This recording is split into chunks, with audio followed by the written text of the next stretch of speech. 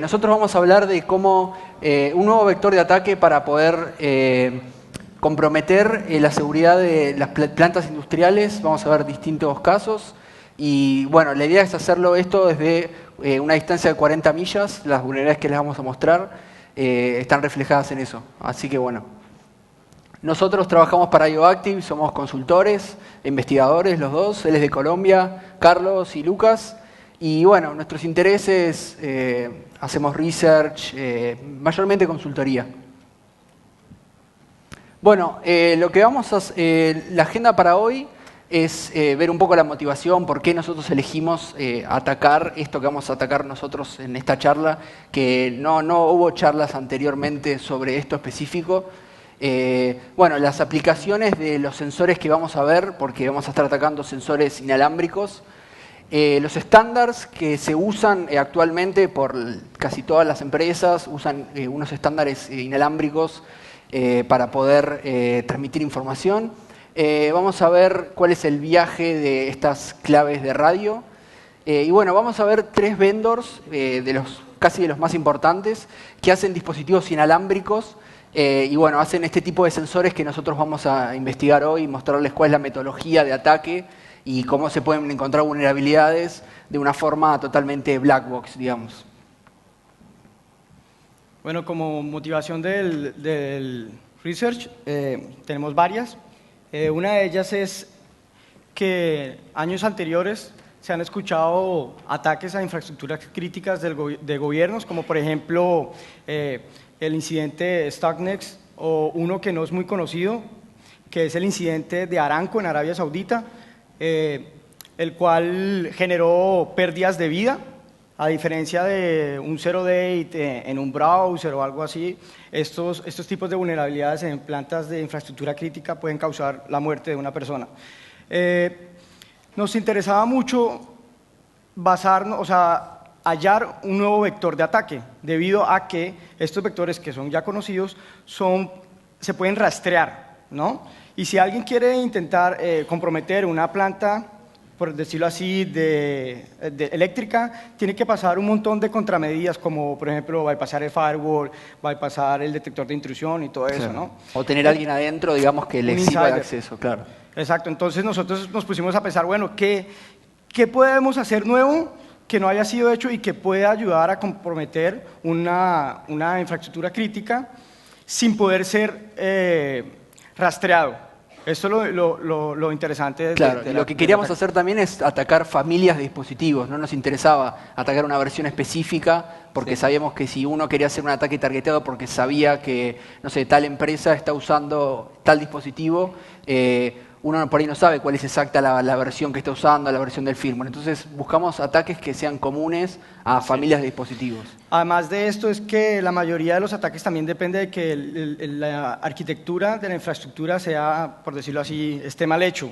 Que por ejemplo esté un PLC o una terminal conectada directamente a internet, que pues se escucha como tonto, pero ha pasado y ha causado pues varios problemas ya. Claro, en el caso no, digamos, es todo wireless, entonces no se Entonces necesita viene en las plantas, por decirlo así, de petróleo, el uso de cableado y el uso de, por decirlo así, de la conectividad entre la planta de extracción de petróleo y la central que analiza esos datos es tan grande que el uso de cables, la corrosión, la conductividad térmica son problemas que son realmente costosos para esas plantas. Cuestan millones y millones de dólares y incluye una logística grandísima. Claro. Entonces, esto de los sensores industriales wireless mejoran esto, eliminando el costo, la logística, todo lo que viene como implementado en todo esto.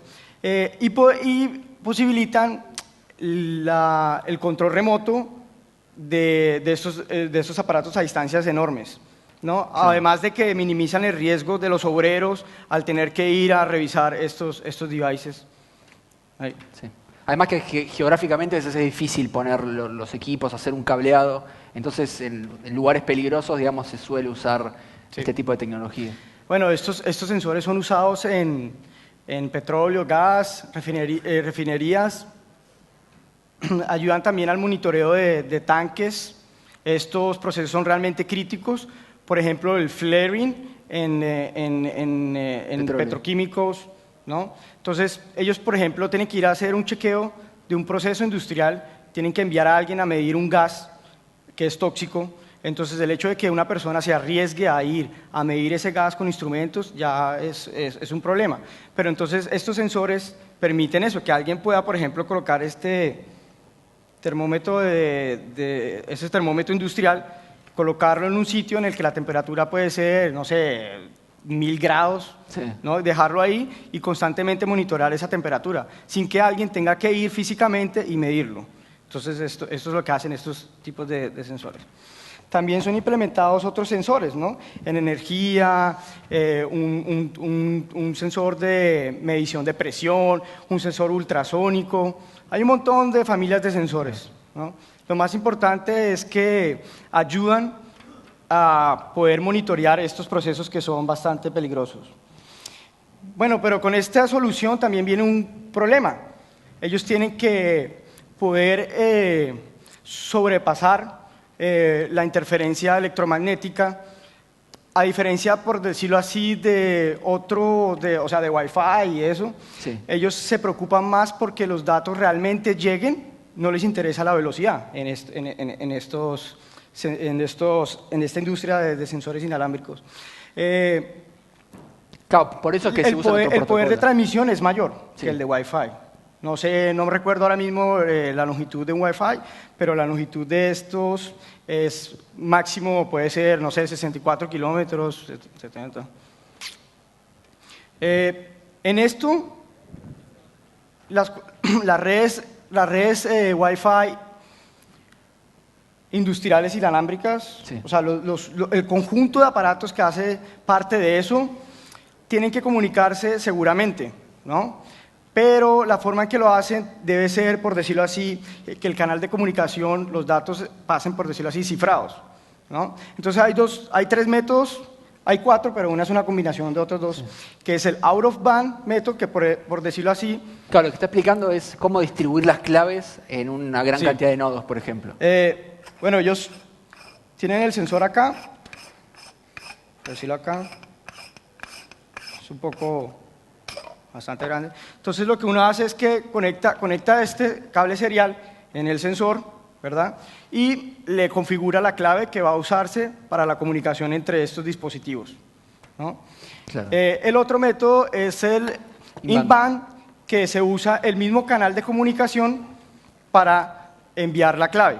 Pero eso es muy malo, porque entonces si ustedes usan, por decirlo así, un canal óptico para enviar la clave secreta y ese mismo canal óptico es el que se usa para la comunicación, alguien puede interceptar el envío de esa clave secreta. Y el octo es el Prefactory Preloaded, que lo que significa que es que el vendor, o sea, el desarrollador del aparato, le instala por fábrica, le hardcodea, por decirlo así, la llave secreta que va a ser usada pues, en la comunicación entre esos aparatos. Bueno, el primer protocolo que vamos a ver es el de la IEEE, el 802.15.4.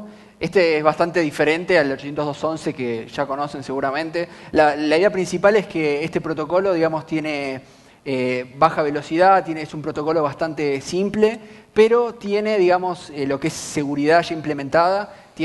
Uno le puede configurar la clave AES en la capa MAC, digamos. Le puede configurar si quiere tener integridad, algunos parámetros de seguridad. Pero lo importante de este protocolo es que, digamos, tiene una responsabilidad las capas superiores que van a ser las que los vendors tienen que implementar, digamos. Hay algunos vendors que se estandarizan y usan, por ejemplo, algunos de esos estándares y otro que, la verdad que la gran mayoría escriben sus propios protocolos por sobre este 802.15.4. La idea principal es que cada nodo tiene una lista de control de accesos y se puede comunicar con los que ya conoce, digamos. Entonces, bueno, estos protocolos, Zigbee, Wireless HART, AISA, son los que actuarían en las capas superiores y se conectan a través del LLC, el Logical Link Control. Un ejemplo básico para poder entender un poco cómo es la distribución de claves es en Zigbee.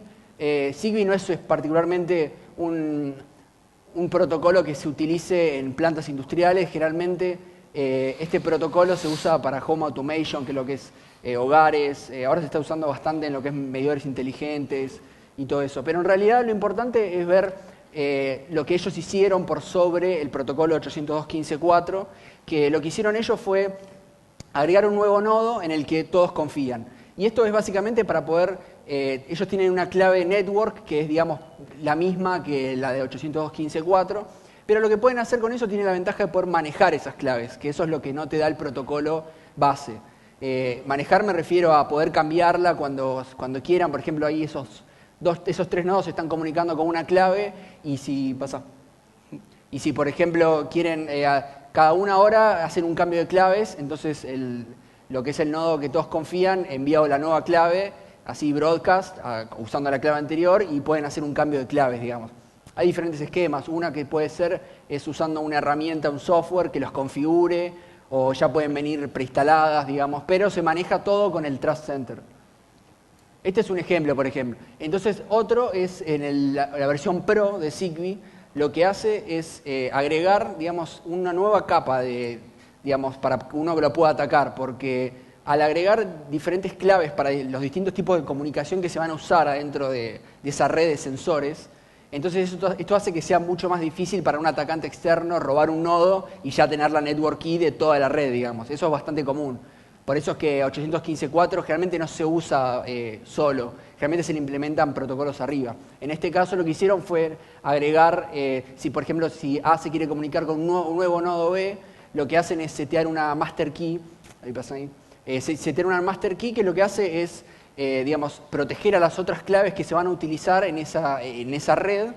Y esta clave, digamos, es la más importante, porque si uno va a usar otras claves para, no sé, para una comunicación unicast o multicast, es importante tener esta key siempre asegurada y transmitirla con un cable serial como mostró él antes, por ejemplo. Por eso es que, bueno, Zigbee también tuvo muchos problemas con esto, porque habían ataques que snifeaban el aire y encontraban esa clave en el aire, digamos. Entonces se podían hacer un montón de ataques al protocolo, una vez que ya se pueden comunicar con los nodos, digamos. Después, bueno, hicieron otras dos claves, que por ejemplo una es para comunicarse entre los nodos y la otra es para mandar mensajes a toda la red. O sea que si llegan a robar un nodo es mucho más difícil poder comunicarse con todos los otros nodos que hay en la misma red, digamos. Bueno, ¿qué pasaría, digamos, estos devices que nosotros vamos a analizar? Digamos, usan módulos de radio que a veces no son de la misma empresa. Es muy difícil que una empresa que se dedica a vender devices industriales también cree su propio módulo de radio. Entonces, generalmente los compran así OEM, digamos, y hay distintas...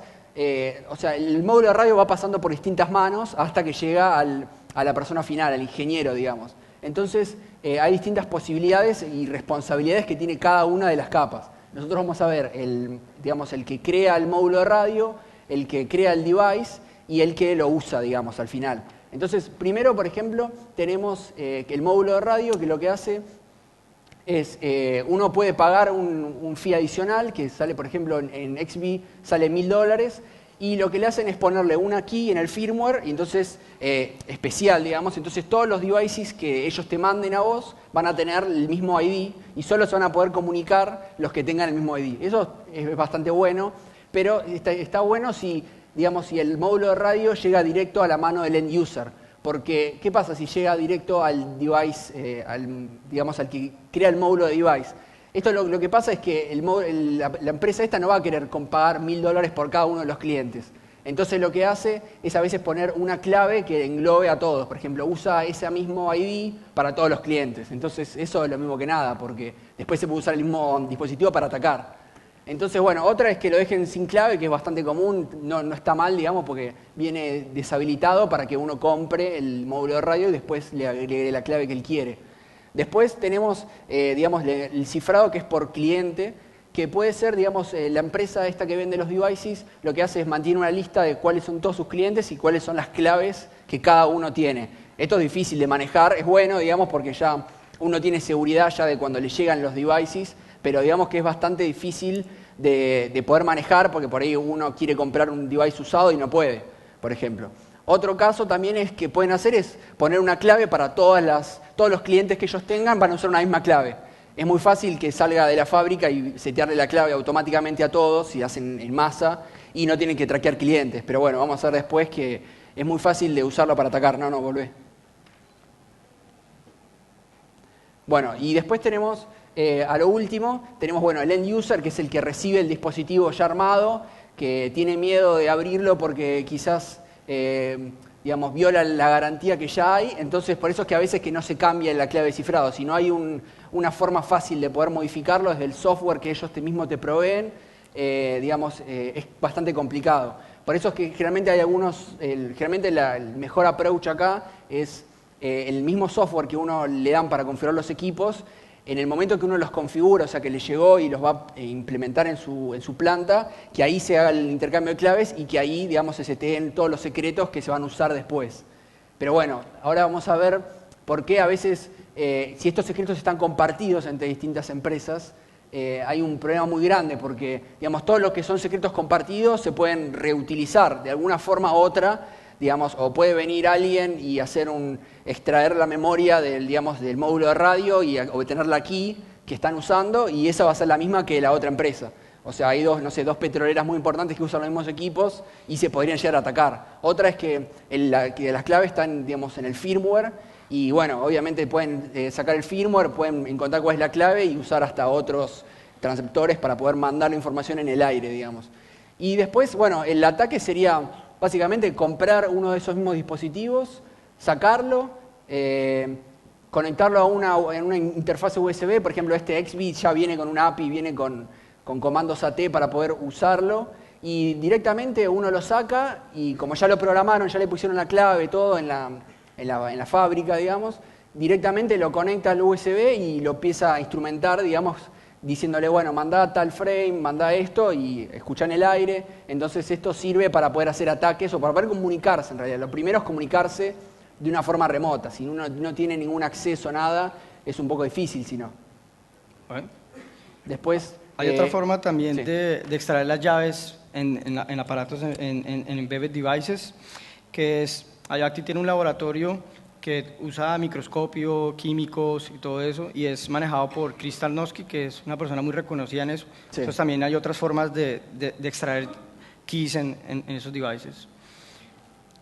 El primer vendor que vamos a explotar es un vendor bastante reconocido en la industria. Tiene unos devices, o sea, está desde el año 1990, o sea, es bastante viejo, reconocido, muy usado. Ofrece lo que se denomina como frequency hopping. Todos sabemos que frequency hopping no ofrece ninguna seguridad, ¿no? Además de eso, es implementado en lugares bastante, por decirlo así, peligrosos, donde hay procesos industriales bastante críticos. Ofrece una conexión de punto a punto de más de 30 millas, o sea, como 50, 40 kilómetros más o menos. Cuando ustedes compran estos devices, el device viene con un software de instalación para la creación de una nueva red. Una nueva red se entiende como un conjunto de estos sensores, ¿no?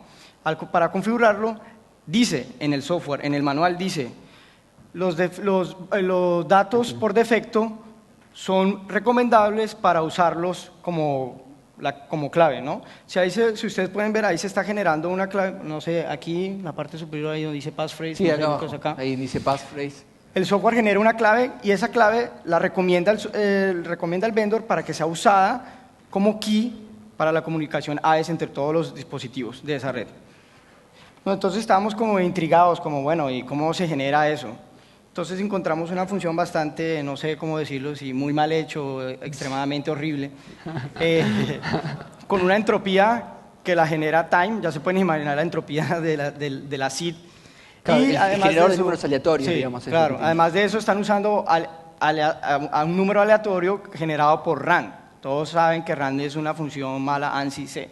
O sea que usan el tiempo, digamos, para setear el estado inicial del generador de números aleatorios. Entonces ese tiempo, digamos, se puede predecir, o sea, otra persona puede saber cuándo fue que esta red fue configurada. Sí, no hay ni entropía ahí. Claro.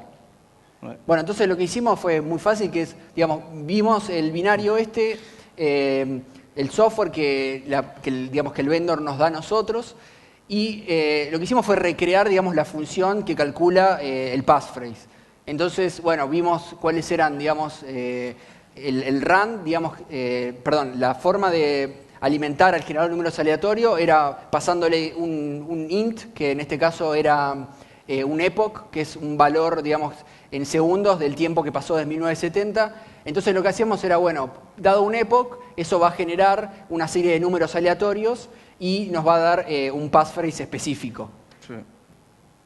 Entonces empezamos a preguntarnos, bueno, si nosotros queremos hacer un ataque en la vida real y queremos probar una gran cantidad de passphrase para ver si ese passphrase en realidad se deriva en una clave AES y poder hacer algún ataque, no sé, algún chosen ciphertext attack o algo, digamos, para poder atacar, para poder descubrir cuál es, digamos, la información que se está enviando.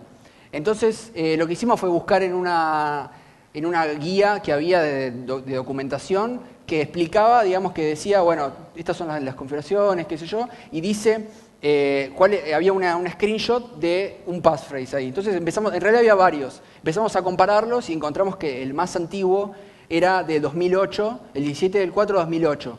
Entonces nosotros sabemos que, bueno, si este screenshot se sacó antes del lanzamiento de este producto, entonces debe ser porque el rango debe ser de, bueno, desde los segundos actuales que están pasando hasta ese tiempo específico en el 2008. O sea que cualquier persona que generó una clave en ese tiempo... cualquier persona que generó la clave... ¿Enfocan a mí?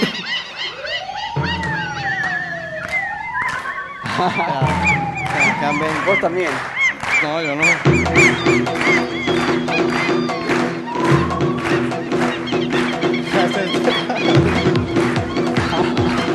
Doble.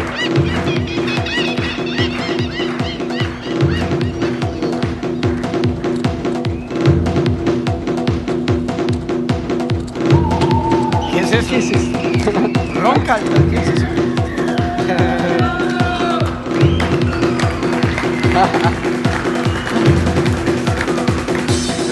Pero yo tengo gastritis.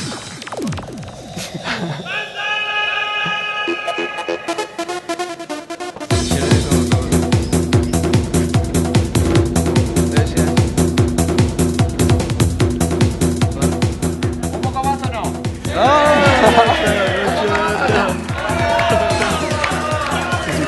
Hola, Bruca.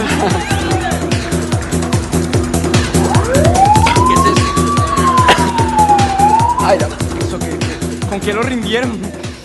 Ah, me mató.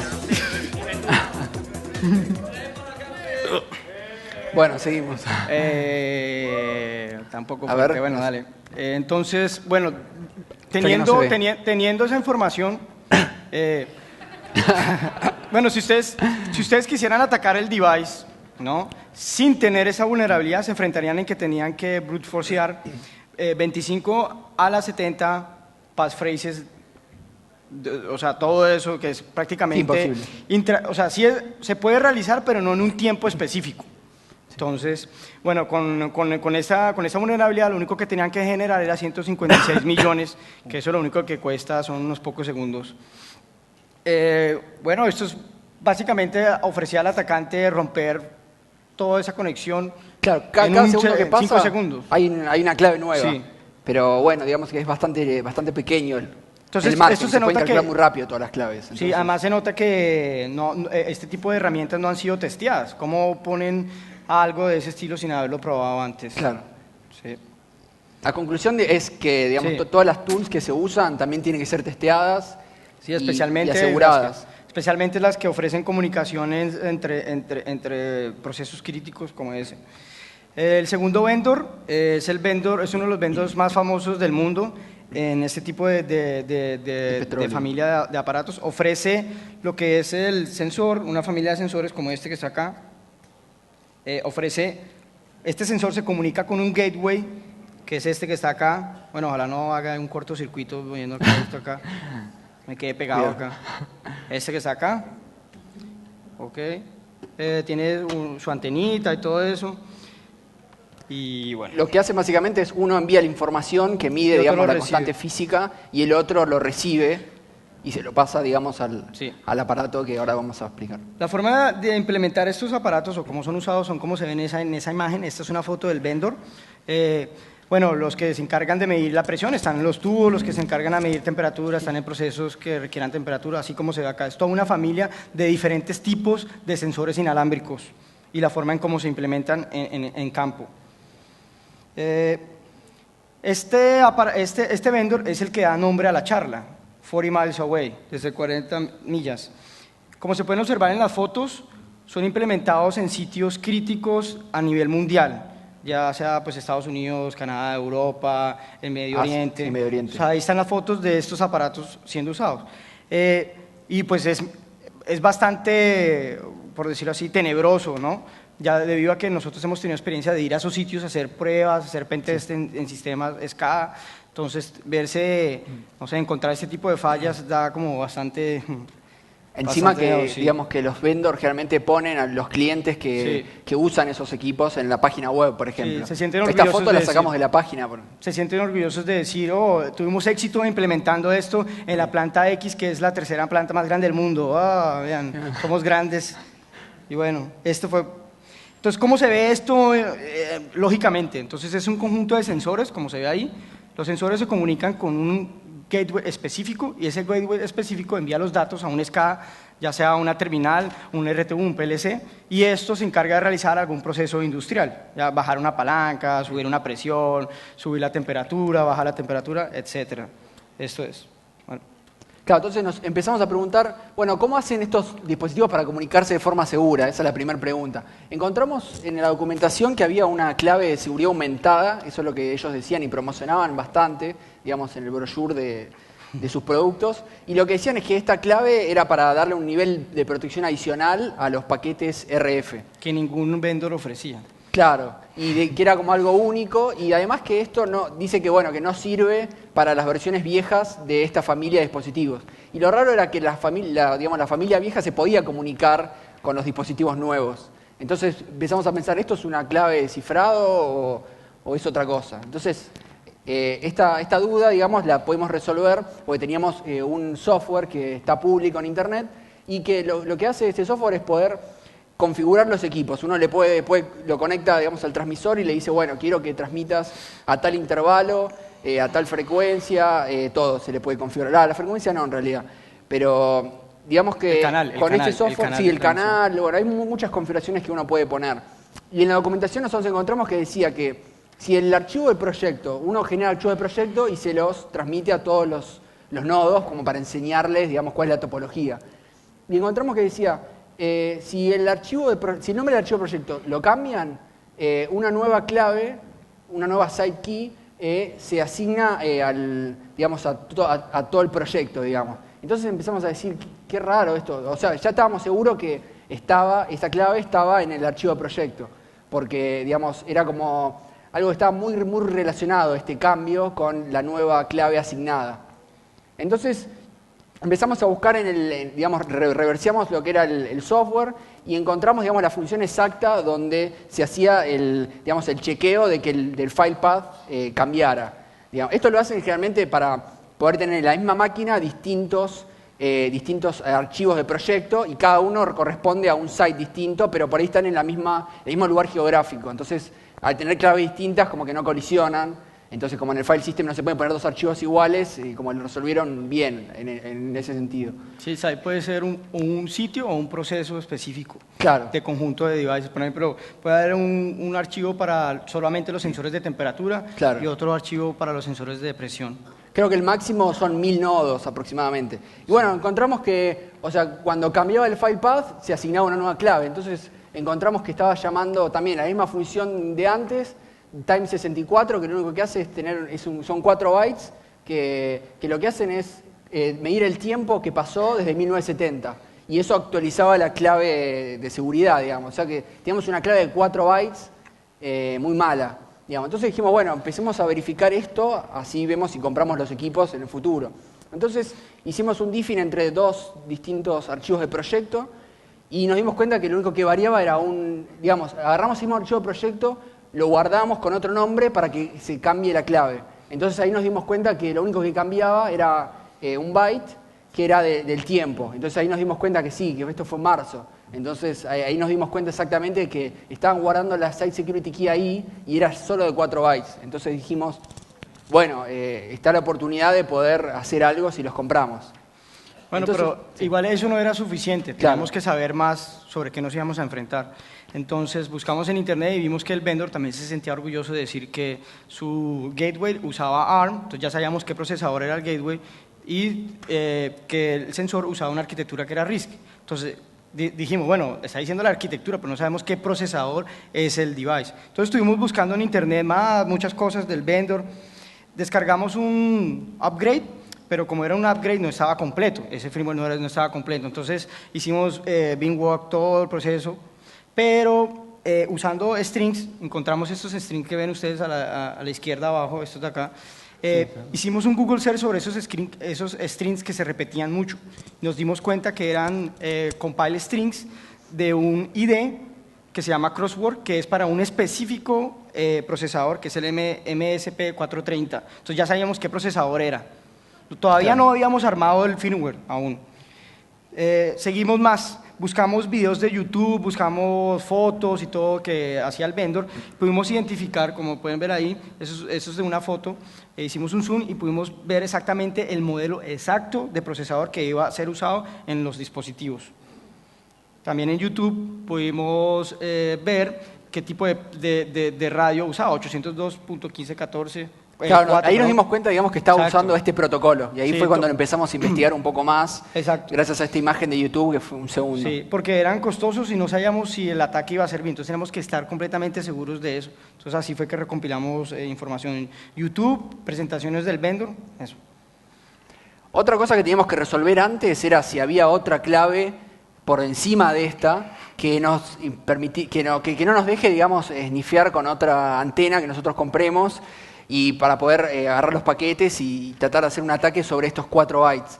Entonces dijimos, bueno, lo que tenemos que hacer es eliminar esas posibilidades, que puede ser una clave por cliente, una clave que tenga la empresa para todos, que esté por encima de todo, y ahí no podíamos hacer demasiado, salvo que extraigamos de alguna forma la clave en cuestión. Sí, entonces lo que hicimos fue mandarle un mail a un vendedor de la empresa y le dijimos, mirá, nosotros nos van a prestar unos equipos.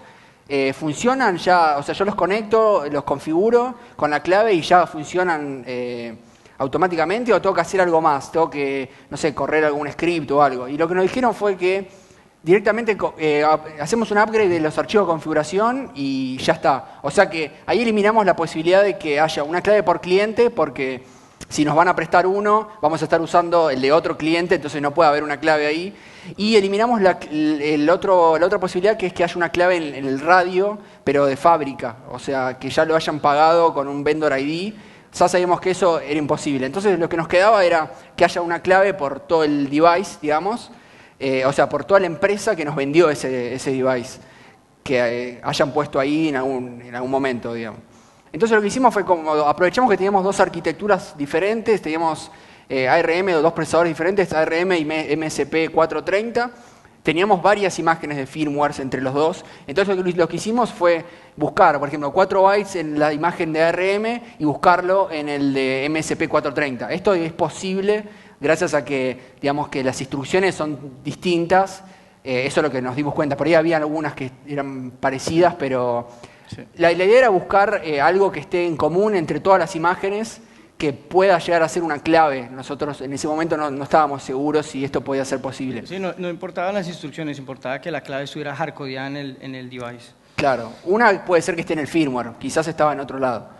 Entonces lo que encontramos fue eso que se ve a la derecha, esa gran cantidad de bytes en común en todas las imágenes. Y al principio dijimos, qué bueno, encontramos una clave, todo, pero cuando empezamos a reversar más, digamos, la función que procesaba esa información, encontramos hay algunas instrucciones, como por ejemplo que hacían un SOR entre esa información y otros datos. Entonces dijimos, seguro que es una clave. Seguro que es una clave, hasta que empezamos a verlo un poco más, y lo que hacía era agarrar esa tabla digamos, tenían precalculado, era como una tabla de CRC, y tenían precalculado un montón de valores. Lo bueno es que, al final esto era un cálculo de CRC, pero lo que nos sirvió, digamos, es para saber en dónde iban a mandar los paquetes, porque seguramente después de hacer este cálculo iban a hacer algún tipo de envío de información, entonces podíamos ver la información que armaba, digamos, antes de enviarla. Entonces dijimos, bueno, ya agotamos todas las, digamos, el riesgo lo minimizamos al mínimo y compramos 2 devices, compramos un transmisor de temperatura que, digamos, tiene un palo de aluminio, digamos, y lo que hace, bueno, es capturar la información que hay en el aire, creo que se puede poner en líquidos también, todo. Captura la información y la envía al gateway, que es el que está abajo, que eso lo que hace es colectar toda la información que hay de todos los nodos y se la pasa, digamos, a un HMI o un PLC. Entonces, bueno, la primera prueba cuando nos llegaron los equipos fue qué pasaría si hay uno de estos nodos que se los roban, por ejemplo. Porque estos nodos generalmente se ponen en lugares donde a veces están bastante expuestos, entonces es común que se roben. Entonces dijimos, bueno, antes de probar lo otro, hagamos la situación de que se roban un sensor, ¿qué pasaría? Entonces habían varios puertos de debugging, esos son los del gateway, pero en el transmisor hay otros.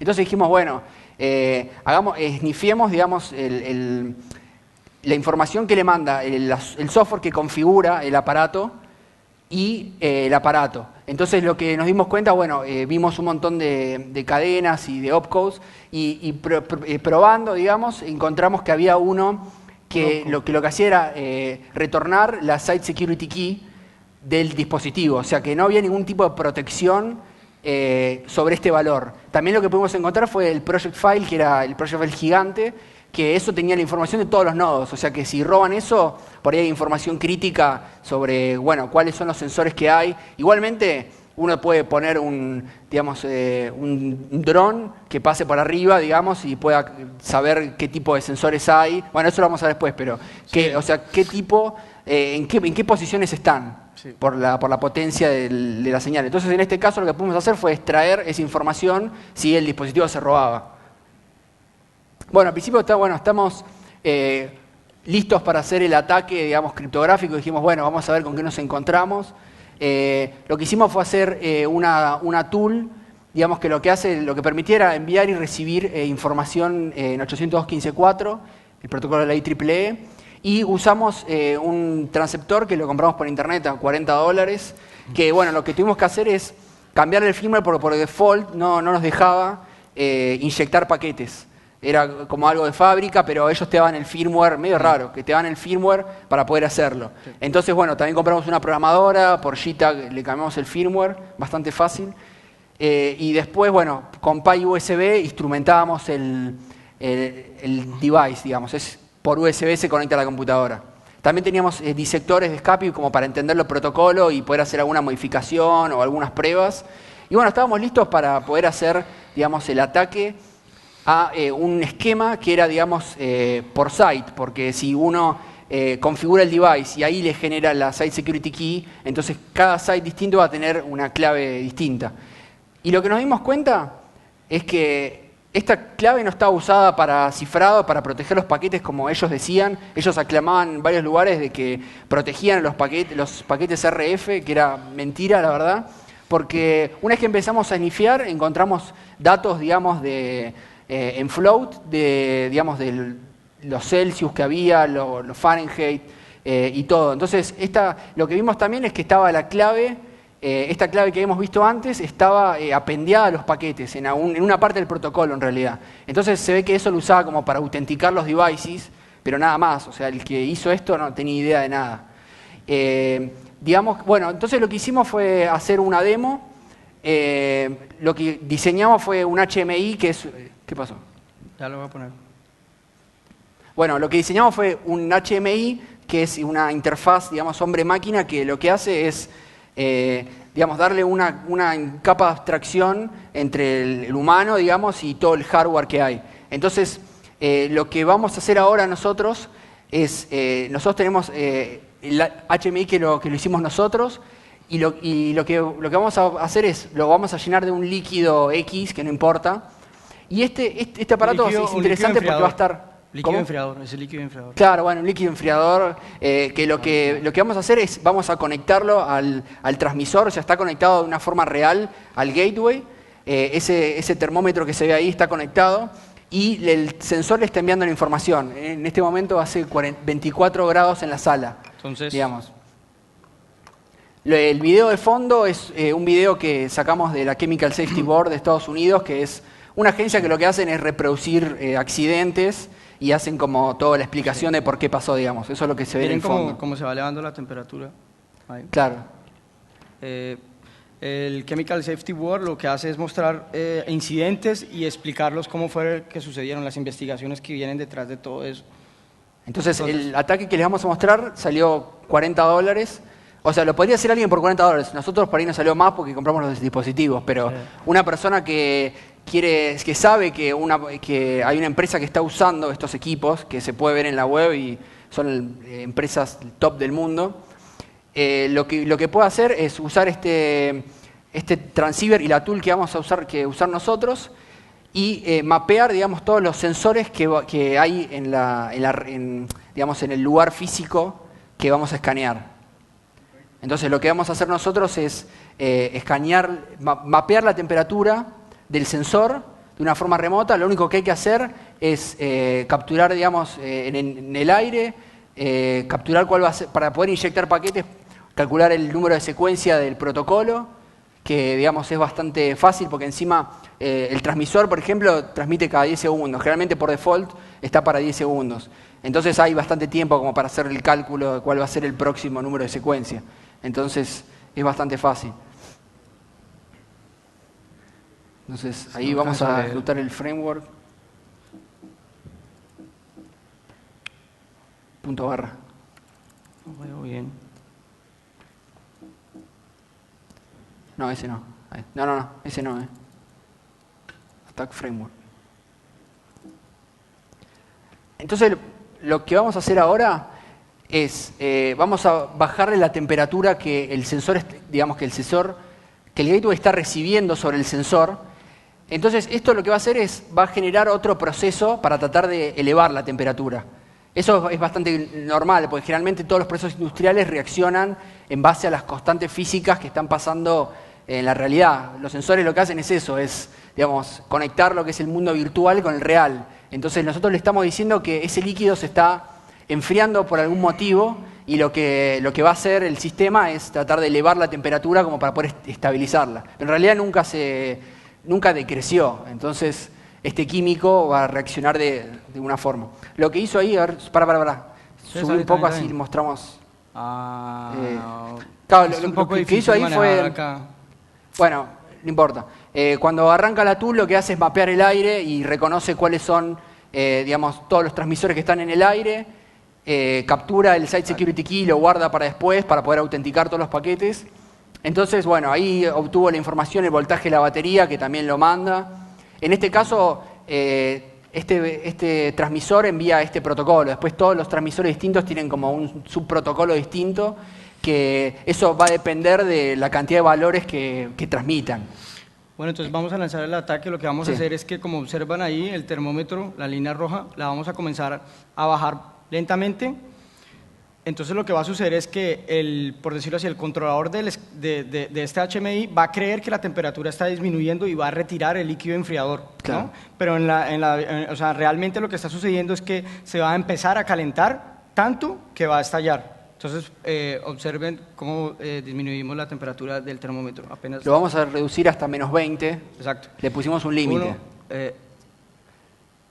Y ahí correlo después. Entonces ahí se bypassea, se agarra el Site Security Key y se usa para autenticar. Disminuyendo la línea, vean, la línea roja. Y ahí empieza a bajar rápidamente. Lo que estamos haciendo es haciéndole pensar al gateway que este termómetro que está acá está enviando esa información.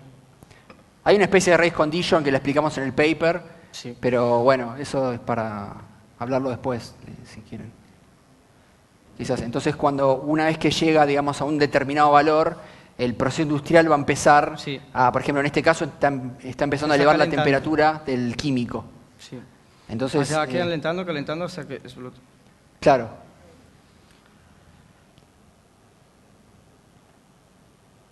Mucha ropa. Entonces, bueno, ahí llega hasta un límite y el Chemical Safety Board, este video. Y bueno, ahí explota.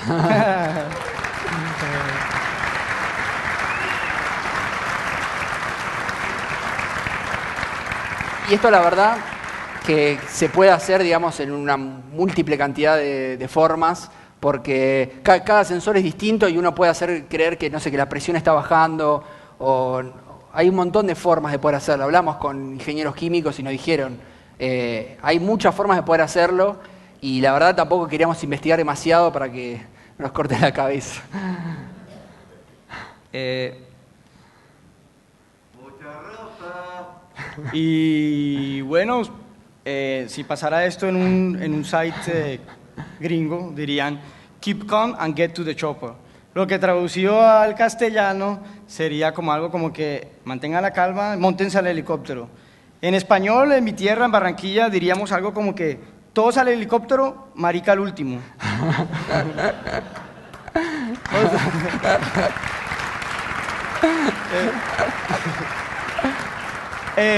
Encontramos otro bug que no podemos mostrar el exploit debido a que este bug lo que hace es interrumpir el recibimiento de datos de todos los gateways que se encuentren en un site. Entonces es un memory corruption, y lo que hacemos es hacemos el exploit y desactivamos que reciba más información el gateway. Lo que quiere decir que todos esos cientos de conjuntos de sensores, al enviar sus datos, el gateway no los va a manipular, no los va a enviar. Entonces les vamos a mostrar el video de ese exploit. Esto fue gracias a que ya podíamos comunicarnos libremente con los sensores y se podían probar todo el protocolo cómo era parseado y ver todos los opcodes que se recibía, todos los switch cases y todo el protocolo. ¿Cómo? Inalámbricos no vi, pero vi que estos sensores se podían conectar con un actuador, tenían salidas de unos y ceros, y entre dos gateways también podían mandar información por Modbus, que es un protocolo industrial, y estos podían conectarse con actuadores. Bueno, en la parte izquierda se puede observar lo que envía el gateway, o sea que está recibiendo la temperatura, estoy recibiendo la temperatura. Claro, en la parte derecha se ve el framework y se ve realizando el exploit. Cada línea es una vez que recibe la temperatura. Entonces Sí, en la derecha nosotros vamos a tirar el exploit. Entonces ahí comenzamos a realizar el exploit. Una vez que por un minuto no recibe nada, el gateway lo que hace es printear, digamos, un timeout. Exacto. Que no encuentra nada, digamos. A diferencia del anterior ataque, que era, por decirlo así, solamente aplicado a un aparato en específico, este puede ser aplicado a todos los aparatos que están en la planta. Todo al mismo tiempo, digamos. Exacto, o sea, sí. se podría desactivar toda la planta entera, todos los gateways que hay en la planta, con un mismo paquete. Casi con un mismo paquete. Y a diferencia también de los otros ataques a infraestructura crítica, este ataque no se puede hallar la fuente que realiza el ataque, no se puede rastrear el ataque. Entonces ahí tiro el timeout porque dice yo no escuché nada por un minuto. Exacto. Y bueno, y ahí quedó colgado. La única forma es desconectarlo y volverlo a enchufar. O sea, algo que está a 200 metros y es que imposible. está en un proceso, o sea, que puede estar alrededor de gas tóxico o algo así, entonces es bastante difícil. Entonces ahí ya está el exploit realizado. Así.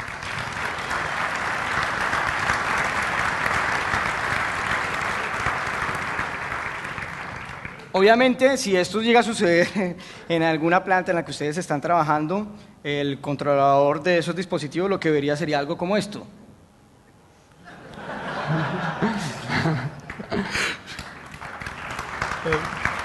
¿Pasaba al otro?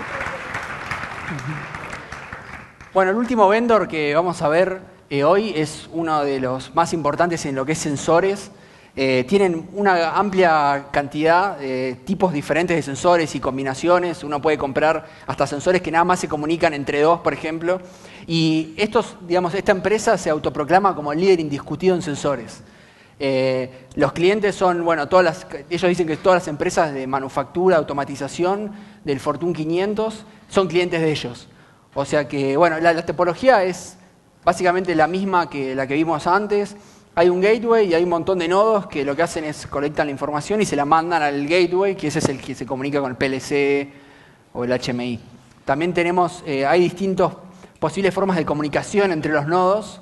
Hay point to point, point to multipoint. Y las aplicaciones son las mismas. O sea, se usan en petróleo, se usan en automatización, en lo que es tratamiento de agua, agricultura. Hay un montón de posibles usos para estos sensores y actualmente se usan muchísimo.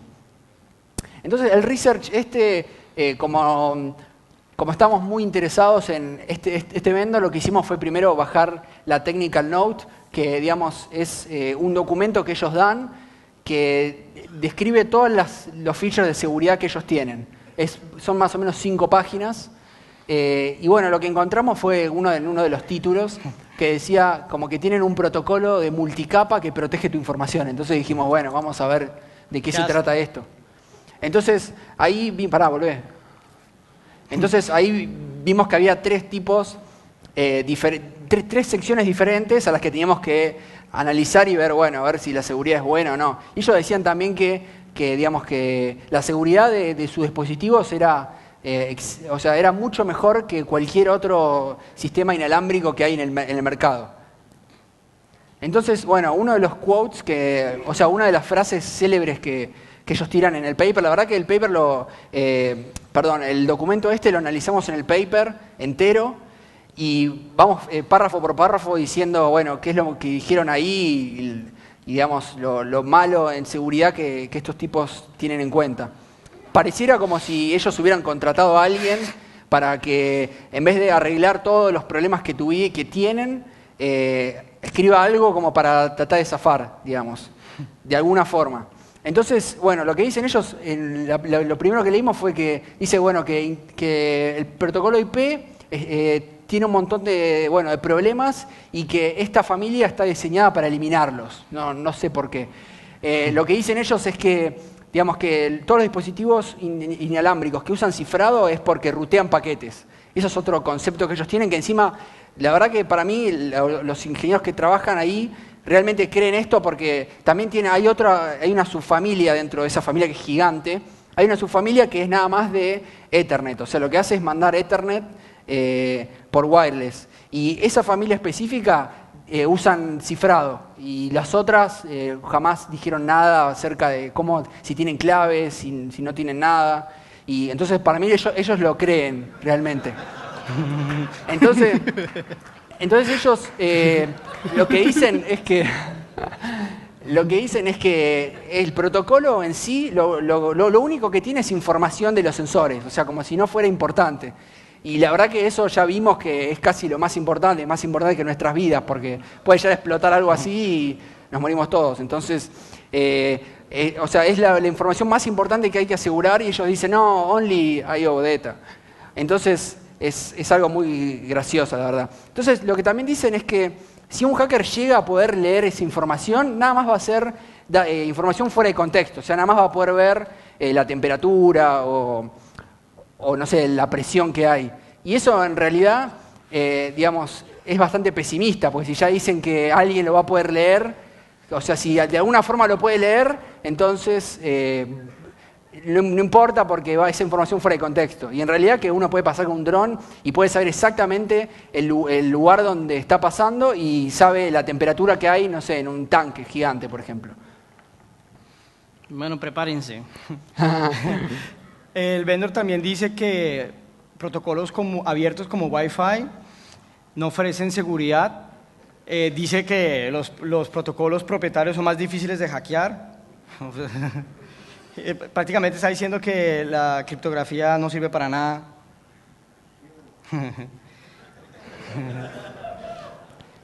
Bueno, está diciendo, nuestros aparatos ofrecen algo que es súper genial, que va a proteger todos sus datos, perfecto, que es frequency hopping. Todo el mundo ya sabe que frequency hopping no ofrece cifrado ni nada de eso. También dicen, es imposible que haya un virus en nuestros que se aparatos. transmita, digamos. Pues es obvio que es imposible que haya un virus, porque estos sensores no transmiten archivos de Word, no transmiten nada, solamente transmiten pues, datos, mediciones, no van a transmitir un archivo de Word. También te dicen, el algoritmo CRC se asegura de que tus datos lleguen perfectamente al device, al sensor. Entonces, obviamente aquí están diciendo que no ofrece ni integridad, no ofrece nada de seguridad, mejor dicho, esto es. Pero prepárense porque la siguiente es la bomba más grande que, lo más grande o sea, el fail más grande que he visto en mi vida. 5, 4, 3, 2, 1. Este protocolo no trabaja como Wi-Fi, o sea que no sufre de ninguna vulnerabilidad como los dispositivos abiertos. Entonces, ya se pueden imaginar, sin comentarios aquí no. En resumen, de lo que detrás de la investigación, encontramos 8 vulnerabilidades, de las cuales una sola ha sido parchada. Las 7 siguientes existen y están siendo, o sea, son de esos aparatos que son usados en sitios específicos. Claro, es bastante difícil, digamos, hacer un upgrade del firmware, porque no tienen, nosotros buscamos a ver si había una forma de poder actualizarlos de forma remota, pero es imposible. Entonces la única forma es que se suban a la torre o al lugar donde están instalados y que los conecten y les hagan un reflash del firmware. Lo que también nos dimos cuenta es que, por ejemplo, este vendor que parchó la vulnerabilidad no avisó con un blog post o algo. Nosotros no sabemos si le habrán mandado un mail a todos los clientes avisándoles que regeneren las claves que ellos mismos habían recomendado dejar por default. Sí. Entonces uno se hace la pregunta, la siguiente pregunta, uno dice, bueno, ¿es culpable el vendor o es culpable las personas que compran algo sin saber realmente que están comprando y simplemente lo compran y lo conectan? ¿Ya? Esa es una de las preguntas que nos hacemos. Y también otra era si la documentación realmente está, digamos, al pie de la letra con lo que cómo funcionan los dispositivos. Sí. Ojalá que en el tercero no, porque si no estaría todo roto. Imagínense conectar este cable a cada uno de estos sensores que son instalados de los cientos a los miles. Claro. Tienen que ir uno por uno. Bueno, y las conclusiones son básicamente usar siempre que se haga un protocolo propietario, tal vez no es la mejor opción, pero a veces hay algunos vendors que lo siguen usando porque sale muy caro y además necesita muchos recursos para ir a usar Wireless Heart o algún protocolo estandarizado que tienen de 8 a 9 tipos diferentes de claves. Entonces, bueno, siempre usar mecanismos de distribución de claves out of band, que es conectándolo por cable, eso es lo más seguro de todo. También hay algunos vendors que no saben que se puede habilitar, digamos, en la capa MAC de 802.15.4 que se puede habilitar el cifrado. A veces que lo implementan, digamos, en el payload de datos. Entonces, bueno, también obviamente asegurar el nodo, todos los nodos, pero si hay un nodo principal como el Trust Center que hemos visto antes, asegurarlo lo más posible porque lo pueden robar y tienen todas las claves de toda la red, digamos. Lo siguiente es que también estuvimos viendo y notamos en todos los vendors es que, por ejemplo, al robarme un dispositivo de estos, de un site, no hay ningún mecanismo anti-tampering que pueda evitar que yo extraiga la llave secreta que está en esos dispositivos. Entonces, aplicar anti-tampering a los dispositivos físicos, a los dispositivos. Obviamente también vimos que no hay ninguna evidencia de que haya un audit en el código fuente de las aplicaciones. También recomendamos pues, la guía de ICD-CERT y nunca, pero nunca en la vida confiar en la documentación de un vendor, porque el vendor al final lo único que quiere es vender.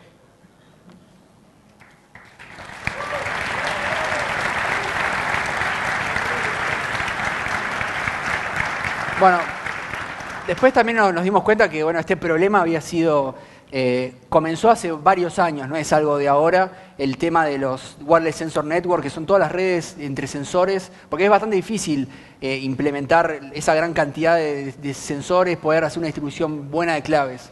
Entonces hay un montón de papers al respecto, pero no hay conclusiones, digamos, certeras, digamos. Eso es lo que nos dimos cuenta. También nos dimos cuenta que todavía siguen habiendo ataques prácticos que se pueden hacer atacando las tools que esos devices utilizan. Quizás también se puede hacer algún backdoor en esas tools como para poder generar claves que no sean lo suficientemente seguras y que después otra persona pueda conectarse así y hacer algún ataque más peligroso, digamos. Después nos dimos cuenta que los estándares que hay mejoraron bastante porque aumentaron la cantidad de claves que estos protocolos usan, los protocolos que escriben los vendors. Entonces, por ejemplo, Wireless Heart, que es un estándar bastante conocido, tiene más o menos 8 tipos de claves diferentes para las comunicaciones que se les ocurran, entre los nodos, bueno, hay un montón de distintas claves que se usan y la verdad que desde una perspectiva black box, por lo menos, es difícil de poder pensar un ataque, digamos, que funcione. También como conclusión nos damos cuenta que existen ya, por decirlo así, procesos estandarizados de seguridad, o sea, recomendaciones, y a pesar de que los vendors las implementan mal.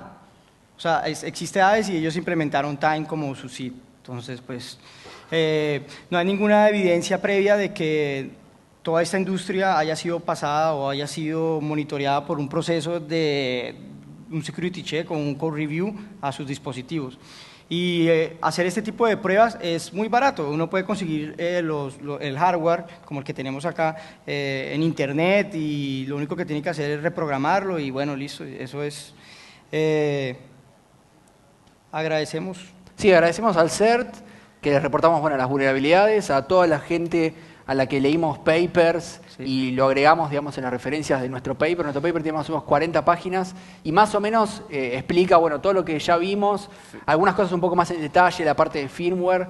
Así que, bueno, todas estas personas, gracias a ellos pudimos hacer ese trabajo. También, bueno, queríamos agradecer a todo IOActive por darnos el soporte y el apoyo, digamos, en a nuestras tiempo. familias que están por acá. Sí, a las familias, a bueno, amigos y a Laico. Así que bueno. Gracias.